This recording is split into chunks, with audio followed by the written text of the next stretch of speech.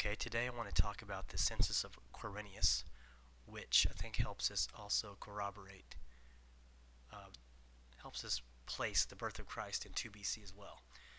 Um, Historically, there's been some question about what in the world census Luke is talking about when it mentions when it talks about that Mary and Joseph had to go down to Bethlehem to register themselves with Rome in 4 BC or prior to 4 BC, because that's the traditional way to correlate the death of Herod.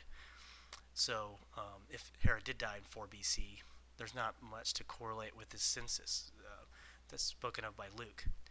And the census I'm about to talk about is well known, but it's completely ignored because of that errant placement of Herod's death in 4 BC. Now, if Herod died in 1 BC, as I've previously shown in my other video, I think it becomes very clear what we're talking about here. And so the census becomes obvious. And we'll show kind of how all this correlates here in a minute. But you have to understand that there's probably 2 administrations of Quirinius, one when he's governor and one when he's procurator. And I'll just say now that when Luke talks about him being governor in the English, in the Greek, that could just as easily mean procurator. And that may make all the difference in how we interpret the year that this census took place. So this is about the Census of Quirinius and how to place this in time. Look now at the bottom of the screen. That's the reference in Luke 2, 1 through 2, where it says, "In those days a decree went out from Caesar Augustus," notice that comes from Caesar himself, "that a census be taken of all the inhabited earth." And this was the first census taken while Quirinius was governor of Syria. The first census, so looks like there's maybe 2 administrations of Quirinius, and therefore 2 censuses that he was involved in. And Luke actually recognizes this, and in Acts, also written by Luke, he discussed the second census taking place as well. That took place with Quirinius, and that one, you can find that in Acts chapter 5. I have the reference a little bit later. But we know that a major registration of the people asking for the Roman people at large to swear allegiance, an oath of allegiance or pledge of allegiance, or however you want to say it, of allegiance to Caesar Augustus, took place in between 3 and 2 BC. Probably started the summer of 3 BC and went through the summer of 2 BC. And in the middle of that time frame, the Senate bestowed upon him this title, Father of the Country, and that's what was then required of all the Roman people, to swear allegiance to Caesar Augustus as Father of the Country. And we know he was already being called that on 2 inscriptions by 3 BC. In late 3 BC, he was offered the title, in late 3 BC, he was offered the title by a deputation of people who met him at Antioch, and he initially refused it, but the Senate gave it to him on February 5th of 2 BC. Even Caesar himself writes about this of his own self. He writes, "While I was administering my 13th consulship, which was 2 BC, the Senate and the equestrian order and the entire Roman people gave me the title Father of my Country." And if you're going to register allegiance to Caesar, you're going to be counted as one who's registering that allegiance. So that's a census. That would be obviously used by the government as a census. So it looks like this began in the summer of 3 BC in the main part of Rome, and then in a outpost of Rome, like what Palestine was at the time, you would have it finally get there by maybe 2 BC. It may have taken an entire year without internet and phones and all that. It may have taken an entire year to get all that done. I'm sure it did. So territories like Palestine, they would probably been involved later in the process. So it's also, I don't have this reference here on the next slide, but Josephus also, I have the reference later, Josephus mentions this census also and how it applied to Judea itself. And so Josephus, a Jewish historian in the 1st century AD, he corroborates that this census was taking place. So one of the problems is where to place Quirinius in all this. So there's undisputed evidence that Quirinius was actual governor of Syria in 6 or 7 AD. But that can't possibly be the census we're talking about. Luke mentions that census in Acts 5 at a time when he's clearly talking about 6 or 7 AD. And he refers back to that census knowingly. It's interesting that that would have been his second census if he in fact was involved in a census at the time of Christ, which would have been before 6 or 7 AD, either before 4 BC as some hold, but I would put it before 1 BC, i.e. 2, in the year 2 BC. But notice again, he said the first census taken while Quirinius was governor, and then references the second one in Acts 5:37. So Luke knows what he's talking about, and he's from that time frame. He would have been more intimately involved in what was going on then. So let's look at compare some of the things that early church fathers have said, and compare that to the Bible, and show how they all pretty much agree on what we're talking about.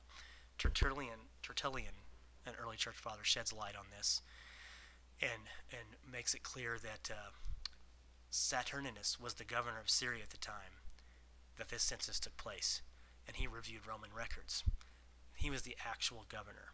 But when I get into what governor, the word, means in Luke as applied to Quirinius, you'll see it's a little bit different than what Tertullian was talking about. But we know Saturninus was the actual governor of Syria at the time. Whether you're talking about a 4 BC death of Herod or not, he would have been the governor. But Tertullian doesn't mention Quirinius at all. We also know that Tertullian identifies the year of Christ's birth, which what we now reckon as 3 to 2 BC. He kind of correlates that in an answer to the Jews in his writing. So he's saying in 3 to 2 BC there was a census taking place, and Saturninus was governor of Syria. And it turns out that the word governor in Luke, it just means leader, a general term for leadership. You could have had it. There's another Greek word for actual governor, if you want to think of it that way. Now, the word leadership, hegemonio, maybe, I'm not sure if that's the way you say it, but I think I'm close. That could be applied to a governor because he is a leader, but it could be applied to a procurator. Now, Justin Martyr, who was also in the 2nd century AD, early church father, really close to all these events, he reviewed Roman historical records, and it shows that Quirinius was the procurator in Judea at the time of 3 to 2 BC. He wasn't governor, but he's procurator. And that would also be a way to, you could call a procurator a general term for leader, like hegemonio, which is what is said in Luke 2 of Quirinius. So he was probably procurator of Judea, and he was probably sent by his Syrian governor. Of course, the actual full-fledged governor, sitting governor of Syria is not going to come down himself, but he's going to send somebody like Quirinius. And because Quirinius did a good job here, that may have been one of the reasons he was elevated to governor once Saturninus stopped being governor. So no surprise that then Quirinius became governor. So it's probably the same Quirinius we're talking about. That's known to have been governor in 6 to 7 AD. It's the same guy here. He was just procurator at the time, and Justin Martyr sheds light on that. Helps define what that word hegemonio means in Luke 2. So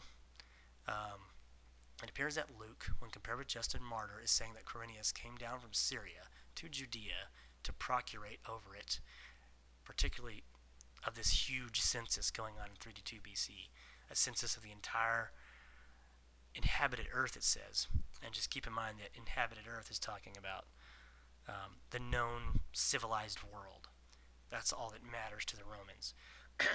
We're not talking about some deep dark part of Africa or some tribe in Australia when it says the inhabited earth, but all the inhabited earth in Luke 2.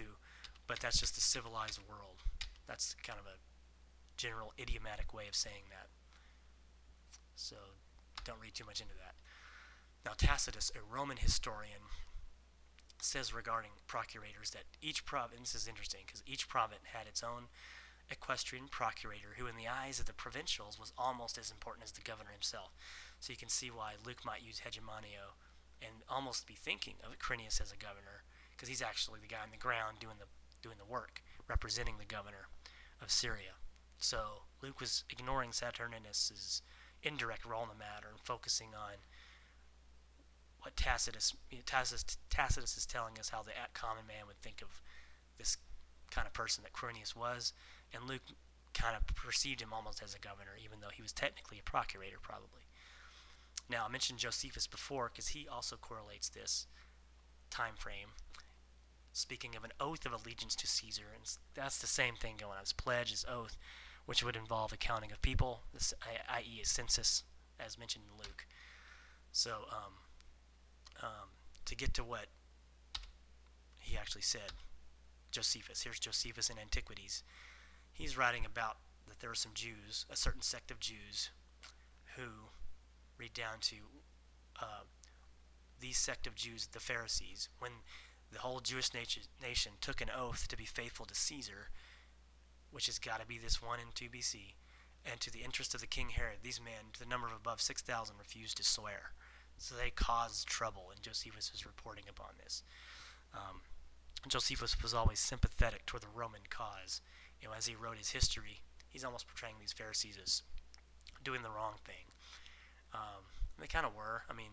They weren't being asked to swear that Caesar's their god or anything, just allegiance, just saying, we're going to obey the law of the land. And that's why Joseph and Mary could do that and still be good Jews. They weren't violating Scripture by pledging allegiance to Caesar through a census. They were just saying, we're going to obey the laws of the land. So reading again Luke 2, in this light, where it says that Quirinius was governor, I think it's easily translated as ruling from, or ruler of, ruling from Syria. So this was the first census taken while Quirinius was ruling from Syria, sent down as a procurator over Judea. So look at all the similarities here.